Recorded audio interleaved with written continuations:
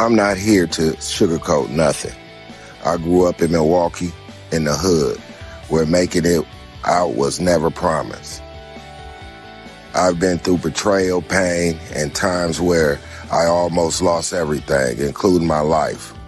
But I'm still here. I'm still standing. This channel is about real stories, raw lessons, and surviving what most people don't even talk about. If you from the struggle or even want the truth, you in the right place. This is my story, and it's just getting started. What's up, YouTube? What's up, YouTube? Samir here again, man, with another banger for y'all, man. Please like, subscribe, you know what I'm saying, and share this, man, so another young man can hear this. So this story that I'm about to tell right now is about when I ended up getting waived to adult court at the age of 16. I ended up getting waived to adult court at the age of 16 years old. Now, when they waive you in Wisconsin, you'll go to the juvenile facilities usually till you about 18 years old, and then they'll put you in an adult court.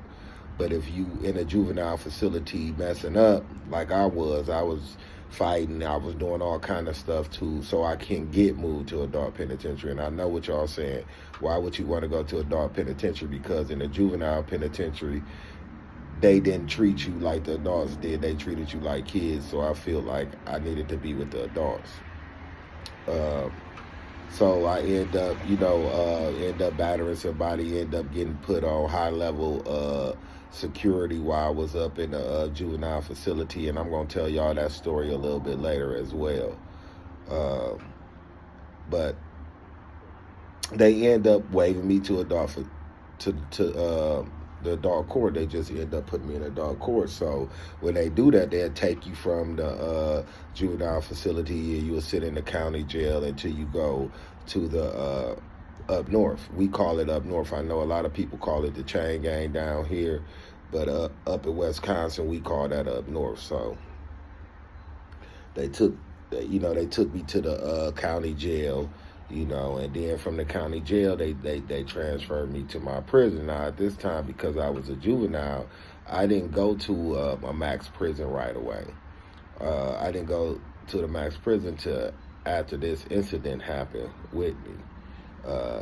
So I end up going to Racine, and in Racine, how Racine is, they cottages got to go by the name of like some of the counties that's in Wisconsin area. You may have the Milwaukee unit, Waukesha unit, Racine, you had Kenosha, different units like that, Marquette, different units like that. You know what I'm saying? So, when I touched down into the adult facility, I was there probably like a week, and it's this big, strong dude. Now at this time, I'm little, I'm 5'8". I've always been a short guy, never been a tall guy. I've always been a little stocky, but nothing, what I'm saying? I'm still looking like my age, I still was looking like my age. So as I get up there, this big cocky, I think we coming out the rooms. Now, when I go to this unit, you actually, even in the prison, you stayed in your room mostly, you know what I'm saying, all day. So you ain't coming out, or you probably come out for, to eat, breakfast, lunch, dinner, you know what I'm saying? And then you may have like a 2-hour rec or something that they'll let us out for. Like the upstairs will go out for like 2 hours, and the downstairs will go out for 2 hours, and then it'll switch, So on this particular day, we are going to breakfast. As I'm going to breakfast, this big dude said, "Man, Shorty, you looking real good, man. You better not go in that bathroom. I'm going to catch you." I said, "Man."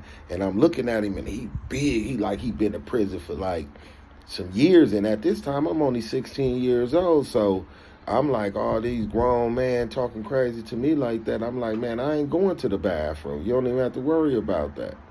You know what I'm saying? So for like 3 days, man, 3 days, I did not go to the bathroom at all. What I did was, you're able to go to the canteen, and a lot of people know about the canteen. You're able to go to the canteen, get your juices, stuff like that. So I had sodas and stuff.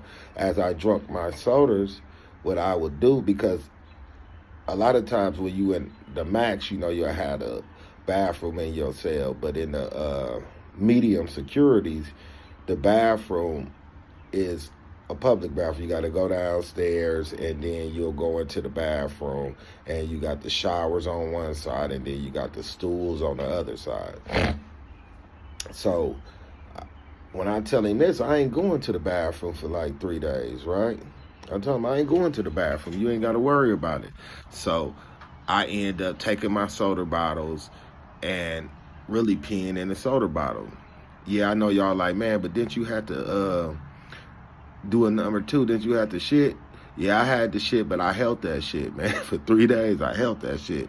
Was I scared? Yeah, I was scared. This is my first time in prison. Didn't know what was up. You know what I'm saying? I just know that I wasn't gonna let no nigga try to take nothing from me, especially my butt. You know what I'm saying? So what I did was I took the soda bottles, and I was pissing in the soda bottles, peeing in the soda bottles for about 3 days now.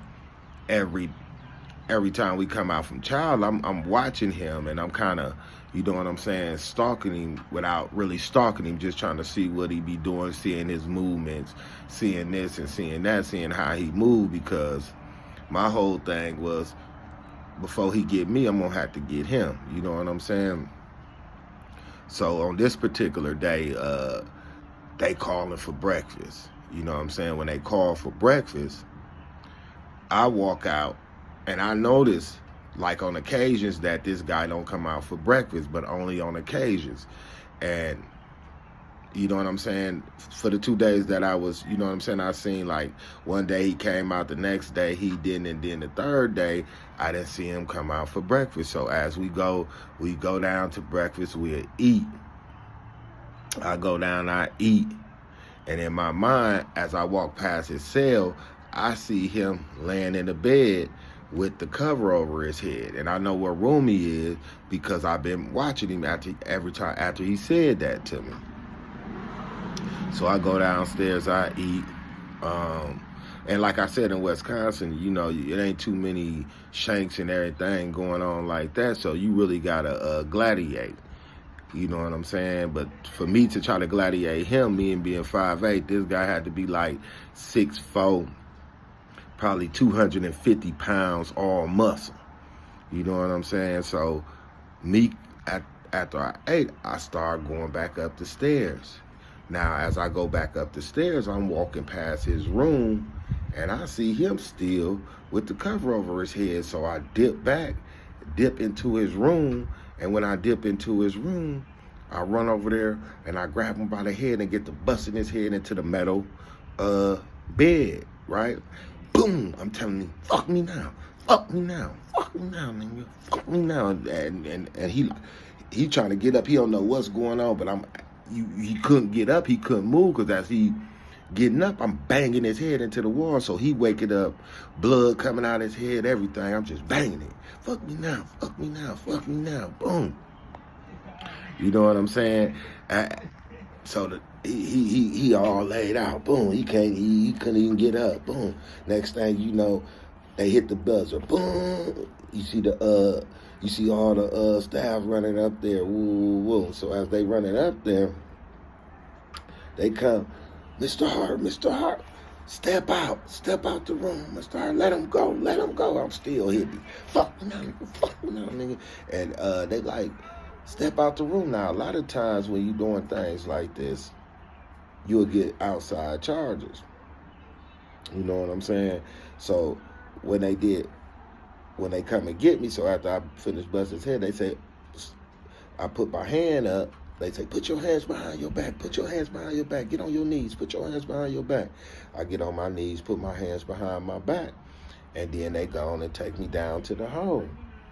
Now, after you go to the hole, you got a disciplinary hearing in front of the sergeant. COs and things like that.